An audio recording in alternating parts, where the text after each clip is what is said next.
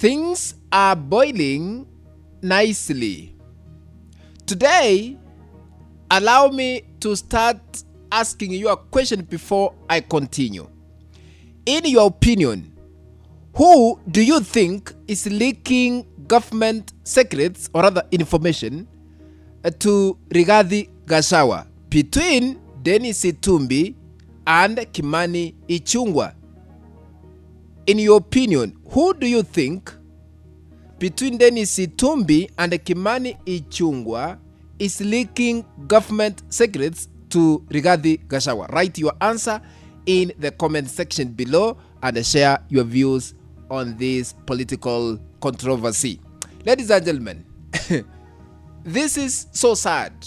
An uproar has erupted at the State House over who is leaking government secrets to former deputy who was impeached, Deputy President Rigathi Gachagua, who has been at the forefront, of exposing Ruto's plans and criticizing his administration almost every day. Let's read what was posted on X by Kang'ete. Actually, he wrote on his X account by saying the following, as you can see on your screen. It is now alleged that Denis Itumbi is the man who has been leaking vital information to his friend Rigathi Gachagua. Huyu Itumbi amepea Kasongo stress mingi sana.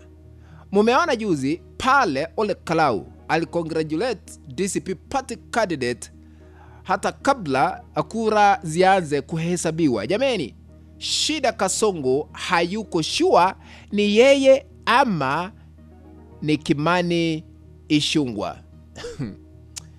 Ladies and gentlemen, it is officially alleged that Denis Itumbi is the one leaking all the information to Rigathi Gachagua. Before I continue, as you continue watching this clip, please, I request you, I beseech you to hit the like button. And if you have not subscribed to this channel, we don't sugarcoat, but we always put news as it is. Please consider subscribing by hitting the subscribe button that is down here. Once you are done, remember to turn on the notification bell so that the moment we upload a new video clip, you'll be notified that Mwana Kenya Media has uploaded a new video clip to watch. Remember, without wasting your time, back to our political analysis. Now, ladies and gentlemen, on Thursday, actually it was yesterday, yes, Ruto was scheduled to address the nation from State House.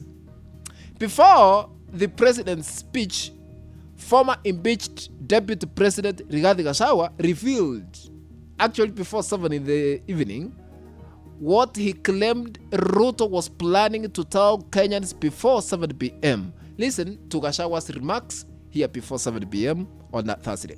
Ameita ma-TV saa moja leo. Amepanga wa Kenya the way he'll con them and deceive them. Sasa leo saa moja. Nimwambie nisimwambie. Sasa leo he has come up with another con game deception. Very big one tonight. Ati ameita State of the Nation address. Do you know what he is coming to do? Ati to launch Kenya Vision 2060. This guy thinks Kenyans are fools. Ati is coming to launch Vision 2060. Ati apangie wa Kenya vile watakaa from now to 20. Ile 2030 aliua. Si ilikuwa 2030 ya Mwai Kibaki? Ameua hajaua. Sasa wewe umeua Vision 2030. That is what Rigathi Gachagua disclosed before Ruto addressed the nation. Gachagua claimed that Ruto intended to mislead Kenyans by launching Vision 2060 after allegedly failing to achieve the goals of Vision 2030, which was launched by the late President Mwai Kibaki. Later, when 7 p.m. arrived, and Ruto realized that Gachagua had revealed his plans earlier, he changed according to how it is being alleged that Ruto decided to change the year and instead launched Vision 2050. Although some parts of his prepared speech remained unchanged. This is what Ruto said when it reached 7 p.m. Growing economies are in Africa, and by 2050, 1 in every 4 people on Earth will be African. Increasingly, global investors, manufacturers. I think if you were keen, there is something you have detected. Rigathi Gachagua had a clear clue on the same, you know?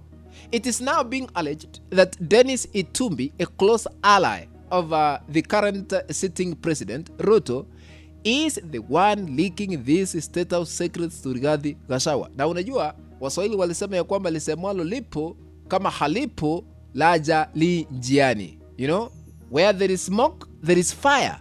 There are also claims that plans are being considered to dismiss him from his position, you know, Denis Itumbi at the State House, yes, or even have maybe to be arrested. No one has been able to establish with certainty whether it is Denis Itumbi or Kimani Ichung'wah who is informing Rigathi Gachagua about what is happening within the current government that is under the President William Ruto.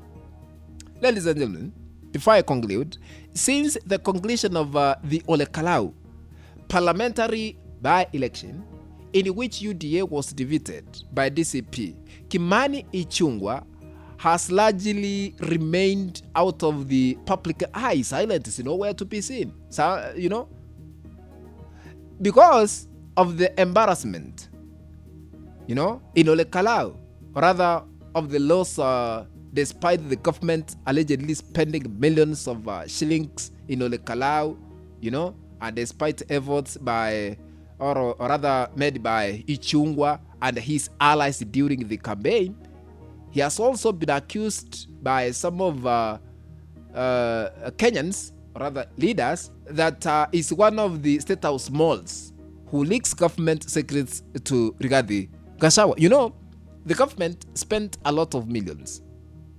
You know, handouts were distributed to Ole Kalau residents, you know. Some were given blankets, mattresses, gas cylinders, but they were defeated. So it is important to remember that Rigathi Gachagua previously served in Ruto's government, and he still has many contacts within the State House and the government circles who could be providing him with the information, you know.